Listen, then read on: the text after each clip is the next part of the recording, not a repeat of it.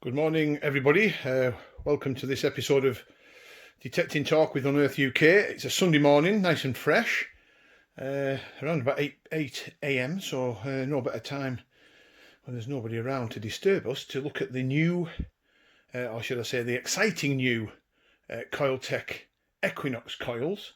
Today we're going to do something that I've not actually done for a long time, is test two of the three Equinox Coiltek coils on the test bed, so watch out for that on this film. It's all going to be linked in together, probably quite a long one, so bear with it. Sadly we can't test the 14x9 because we just didn't get enough of them to take out of stock to use. The very few that we got, the customers soon snapped them up. However, end of next week we should have a new batch of these Coiltek coils, 15s, 10b5s and the 14b9s. So we will do a video or a film of the 14b9 in action end of next week, maybe at the end of next weekend. But let's concentrate firstly on the coils that are here.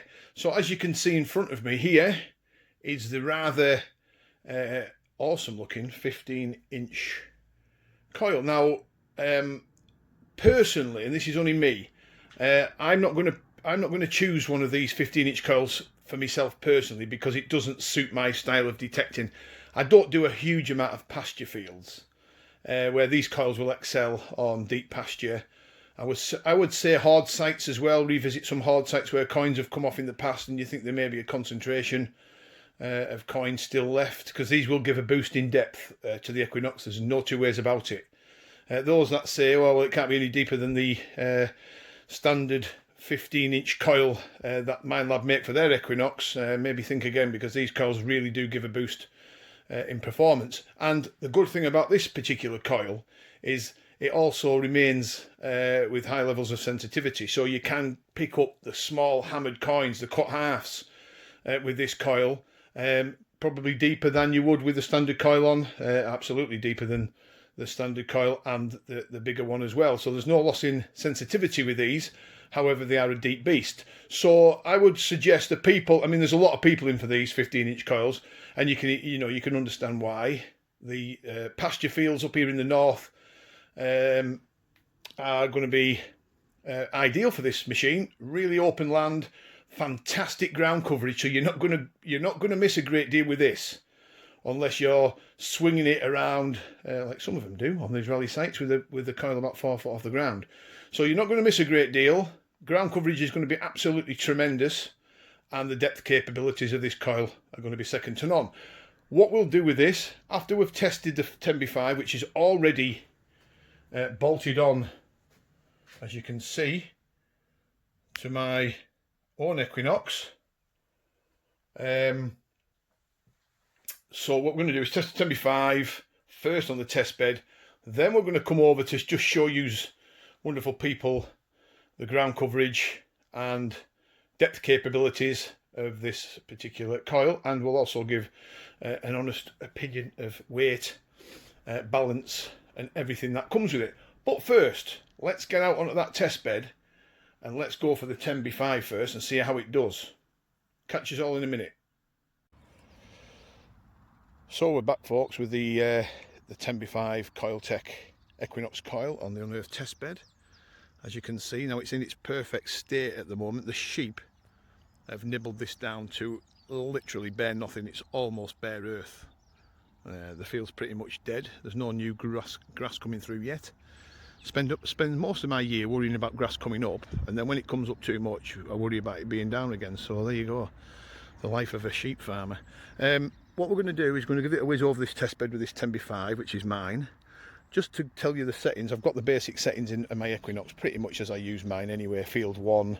I've had to drop the volume down on this because, believe it or not, we have got neighbours around here, farming neighbours, that don't like to be disturbed on a Sunday morning with my rather large and noisy tones that are going to kick off. You know, there's a lot of targets on here, so there'll be a lot of noise coming from the Equinox, and of course I've not got my headphones plugged in because I want you guys to hear everything that I hear. So I've dropped the volume down quite a bit, We've got it on multi-frequency, we've got it on 2-tone, we've got it on 20 sensitivity, recovery speed's about 4, iron bias is slightly less than that, around about 2, so we're pretty much cooking on gas with this machine. So let's give it a go. Remember, this is the first time we've used the 10B5. If you want to have a quick look at that, and there she is. So it's looking pretty good for the test bed. Now I'm going to have to balance my hand here to make sure I get everything in. So let's give it a go.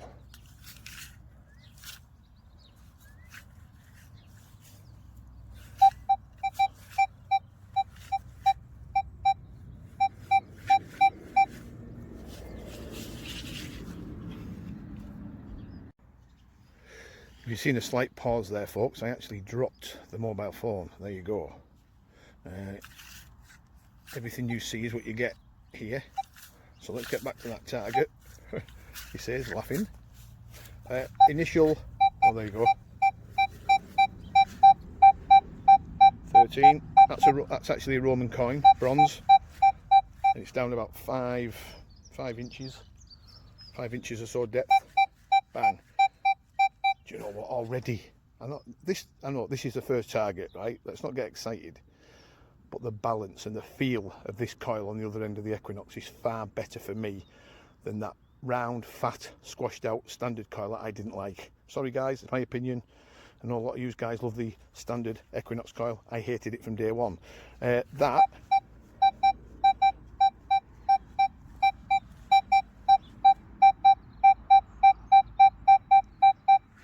beautiful, absolutely crisp, clear, bolted on, no messing about, no jumping, straight onto the target.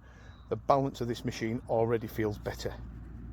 So I'm guessing that this 10B5 will probably stay on this coil, this coil will stay on this machine for some time. I may replace it periodically with the 14B9 because I think, if you remember, on some of my earlier films when I'm using things like the G2 Plus and other machines, the 13B9 magic coil was always my favourite. It's a forward facing narrow coil with great ground coverage. This is obviously slightly smaller at 10B5, but this is going to be perfect for my Roman sites and medieval sites, arable land, iron contaminated sites, absolutely perfect. And the balance is absolutely tremendous. So very stable. You've got to remember also, we're under power lines here, remember. We've got a junction box there, 3-phase that can kick off with some machines. But this is supreme. Just so nicely balanced. Let's go and see. Ooh. There we go again. Slightly bigger coin. This is a Georgian coin. Copper, bronze. Just hits it, doesn't it? Look at that. 360, not a problem. Not a problem. There's no erratic behaviour with this coil, there's no noise, it's just banging.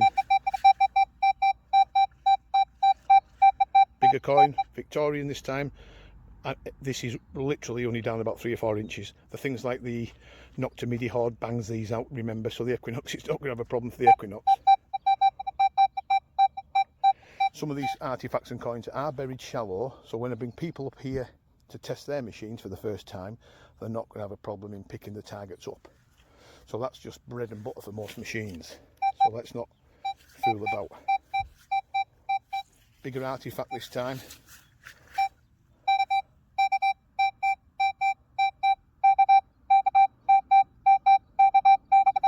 Not a problem, not a problem. Now as we're moving further into the test bed, the targets become deeper.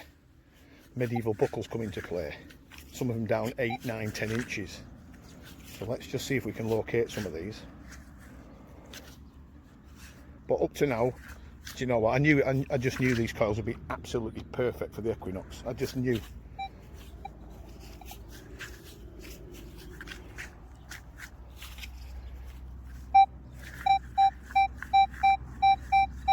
Now this is as you can hear by the target tone, it's slightly a wispier target, because it's a deeper target. So that's a medieval buckle. There's a bit of iron round it as well. You could hear a little bit of an iron grunt in the background, but that's down about, I would say, about 9 to 10 inches. The numbers on the screen are jumping, but the little coil, as we knew. Let's have a go at pinpointing. Not going to be a problem. And the thing is, the neighbours are probably in bed till 11 o'clock round here. So that sort, so we don't want to be waking them up and somebody comes shouting and bawling. That would really make a good YouTube channel, wouldn't it? A YouTube film. Right, so we know it's going to pick the deeper targets up, not a problem.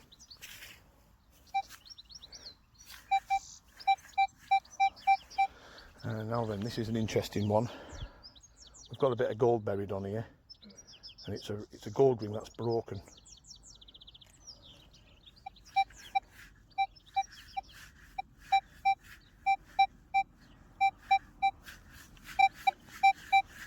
Having it, but look at the numbers. Really low. Not a problem for this coil. I've had machines on here that won't pick that target up at all. Will not pick it up. Perfect. Let's go round. The gold ring test. Flying colours.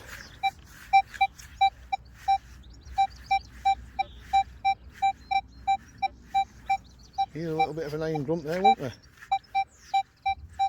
Not a problem. Not a problem. So this coil,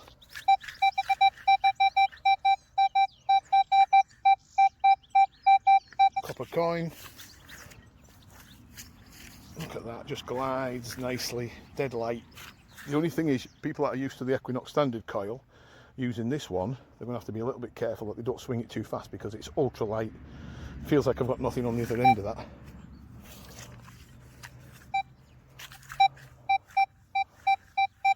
Stable, another coin, just hammers, and literally just hammering the targets out. And now then, this is an interesting one. This is a really deep artifact down, probably one of the deepest on the Unearthed test bed.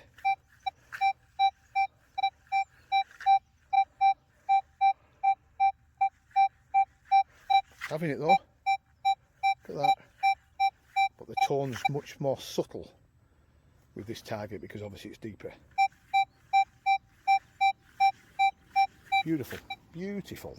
So the depth capabilities of this little coil are pretty impressive. It's dynamite in a small package for me.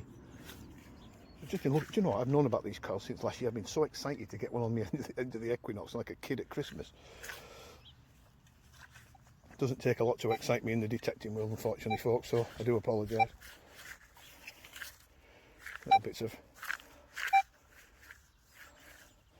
Little bits of iron knocking about, which is fine, it's just rejecting it.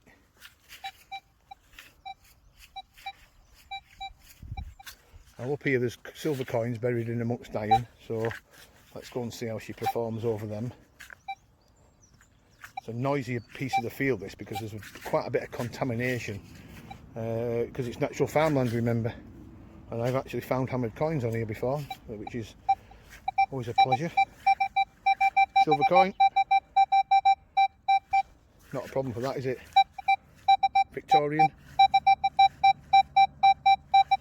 just so nice, just glides. Usually with certain machines there's a lot of chirping and a lot of background noise with certain machines, single frequency machines on this patch, because there's just a lot of iron fragments. However, this is just ignoring them little fragments and just gliding over everything and picking up the coins out there. That's a rather large target under there. That's actually a bit of junk. I'm not sure what that is. I'm going to have to dig it out. Here we go again. See, here we've got a cartwheel penny buried. Maybe it's not the best of coins to bury, down about 6 or 7 inches or slightly less, but it does give people the chance to test their own machines. As I said before, if you bought a machine for the first time, Simplex, Vanquish, Nocta Vanquish, or whatever it could, Minelab Vanquish, whatever it could be, intermediate beginners machines for the first time, it's nice to try your machine over a coin, knowing it's a coin. I can actually lift this coil off the ground here, look. Look at that. Just awesome. Just absolutely awesome. Now this is where there's coins and iron mixed in.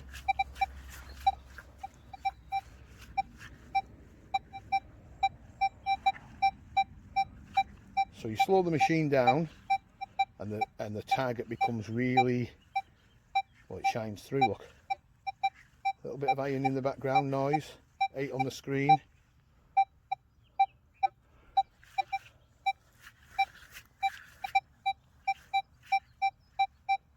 Turn around 90 degrees and it's coming through nice. A little bit of iron in the background, but that's what you want. You want to test your machines where there's iron, because there's no point in walking around on these really productive sites with a machine that's not going to pick the coins and artifacts up, of course, where the iron is. So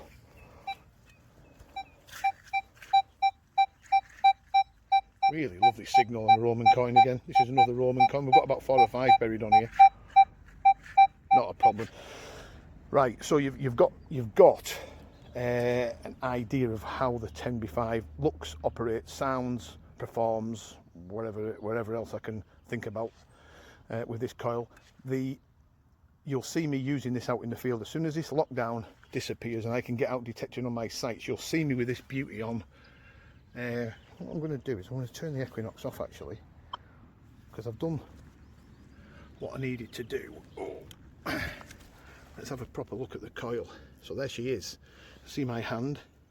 So it's a 10x5. The coil lugs have got like a little bit of a shape on them. They're just angled.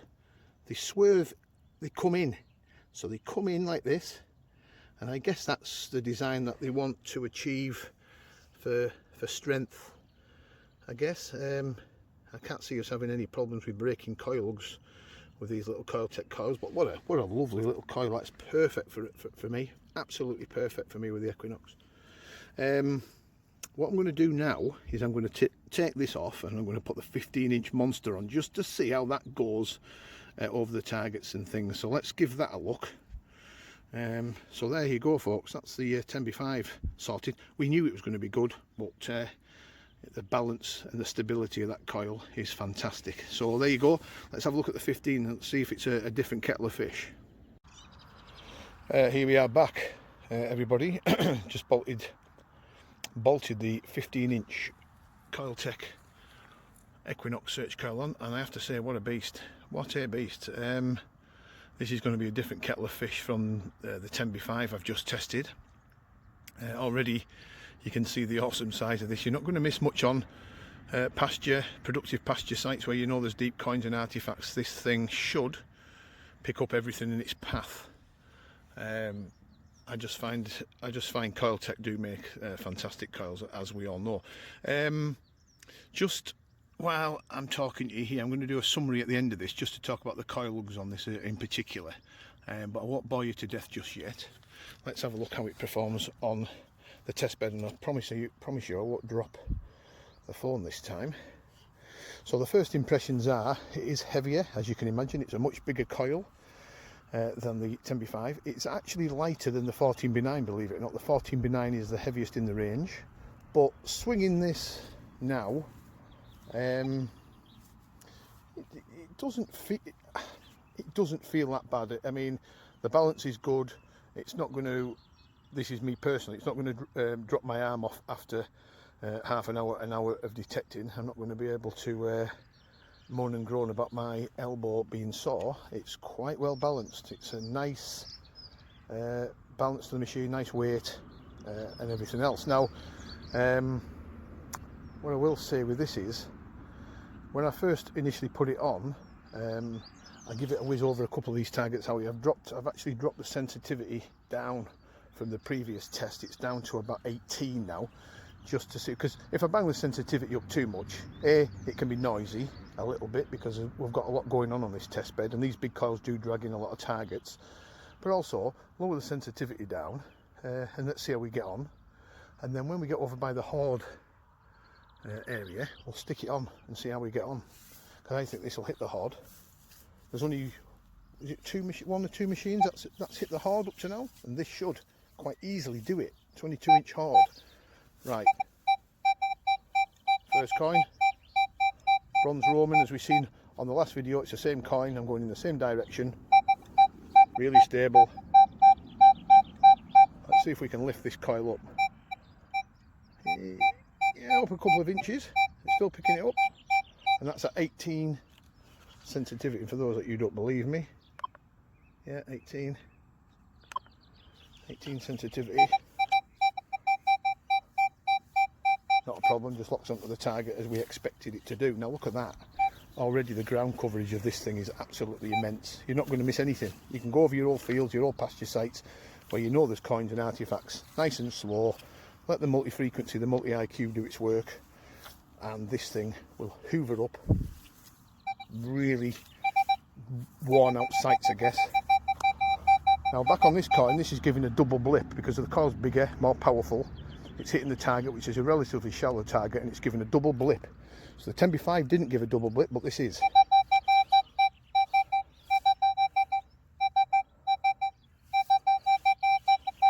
Stable numbers, 18, lifting the coil up. Now that's up about 3 or 4 inches, even further. Backing off now, backing off at 5. Bang. Not a problem, not an issue. All of you are dying now to see if it picks up the hard, aren't you? Now it would be quite embarrassing for me to big it up. Again, double blip. You know, these coins are only down 4 or 5 inches, and this thing's just hoovering them. It's just literally leathering the coins up. So we know it's going to pick up everything that the 10B5's picked up. And again, not a problem.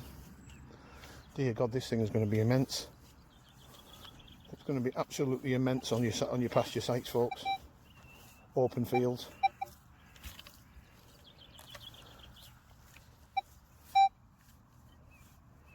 Don't know if you can hear that iron in the background there. It's registering the iron. Just that low grunt. And we're not getting disturbed today with sheep, because I've moved the sheep on other pastures today. So we've got a relatively. Now then, the deep buckle, as we seen earlier. Bang. No messing about with that. Now the 10B5 give that a wispy signal, if you remember. Just a wispy little signal, and but picked it up really well. This thing's just bang. Imagine if you maxed out the sensitivity on this with this thing on, dear God. But the thing is, with 18 sensitivity, it stabilises the machine, you see. So, come on, let's go and have a look at that hard. Come on. This isn't the hard, by the way. But medieval buckle. Bang. Not a problem. Not a problem. Don't want to be dragging all bits of root around with me that the sheep have had on the backs. And they're going to the hedgerows. Right, come on, let's get this hard looked at. Put it to bed once and for all. There's only the T2 Plus hit it, single frequency, but only in boost mode. And I was really impressed with that. I give a bit of a grunt here and there because it's got iron built in around it, but I think we tried 9 machines on it, 2 of them picked it up, the other 7 failed. So we're in hard hunting territory now.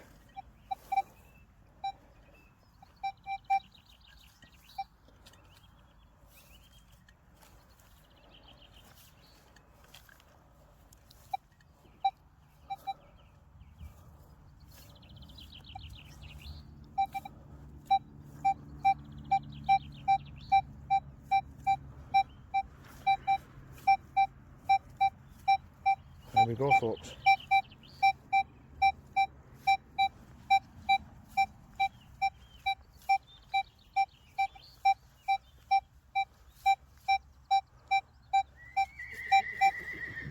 Said the horse.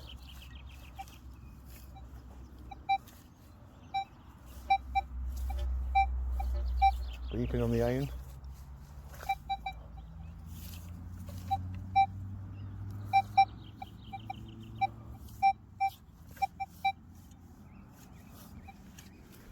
wasn't it.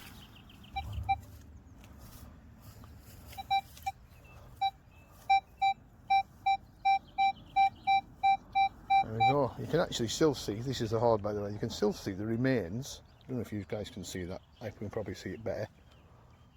The patch where we dug the hole out. There, look. Oh, it's not. It's a bit iffy there. One way. Are we back? Are we back? Press the button, folks. But don't worry. Don't get excited. What I was just saying is, you can hear a little bit of an iron grunt. Can you hear the iron? But that, you'd dig that all day, wouldn't you? Look at that. Right, so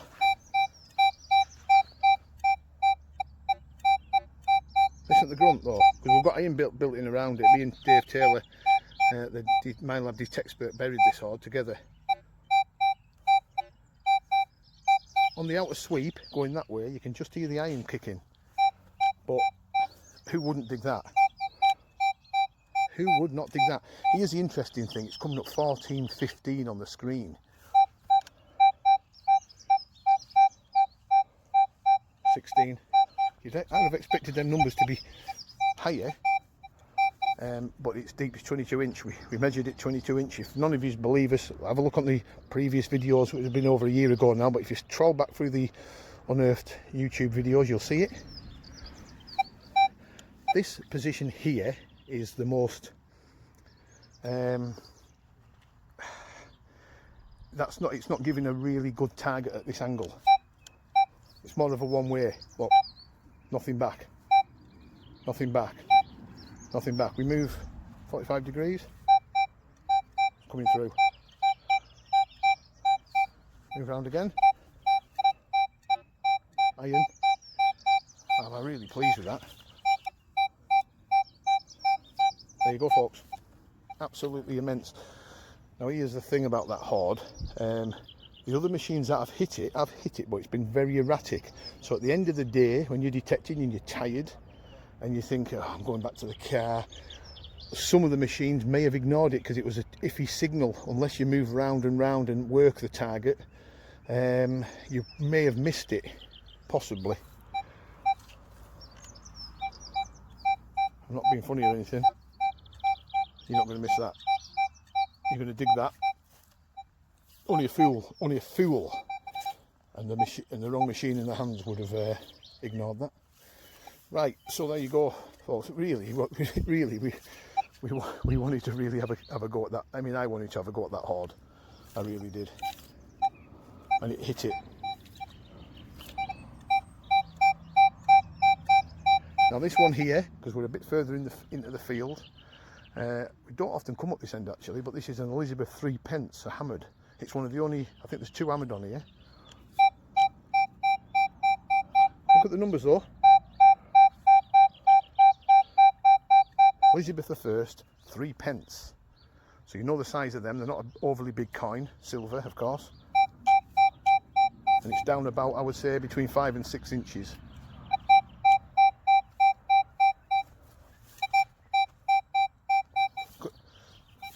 I could go on and on and on about how awesome this thing is. Weight wise, you know, it does feel a heavy lump on the end of the, just picking up target after target with it. Back off a bit, there it is. It's a heavy lump, but it's not overly heavy. I've used and seen heavier coils of this size and dimension. So hats off to Coiltek. Let me turn the equinox off so I can just show you something. Right, it's done its business there.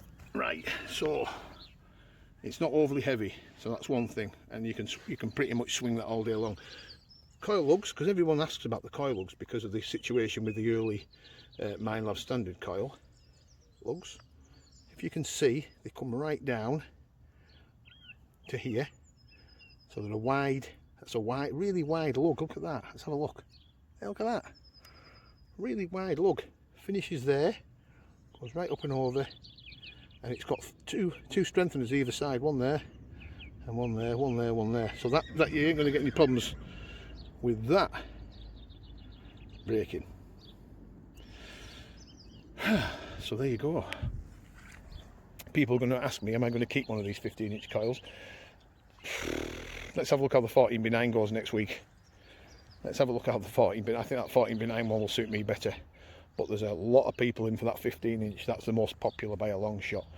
For me, it's going to be 10B5 first, and it's going to be a toss-up between the 14B9, which comes next week, and this 15-inch. But just remember, that's lighter than the 14B9. The 14B9 will be perfect on the beaches with its weight advantage. It'll get down into the water for you guys that do a little bit of surf and turf detecting. So let's see how the 14B9 goes. But you know, ultimately, mega impressed with these coils. Coiltek do not make bad coils, and they only make them for Minelab. So there you go, under license for Minelab, I have to add. There you go, folks. Any questions, pop it on the thread. I hope you enjoyed it. So I've been up here an hour now, it's 9 o'clock. About time I nipped home for some breakfast. Catch you all soon, bye for now.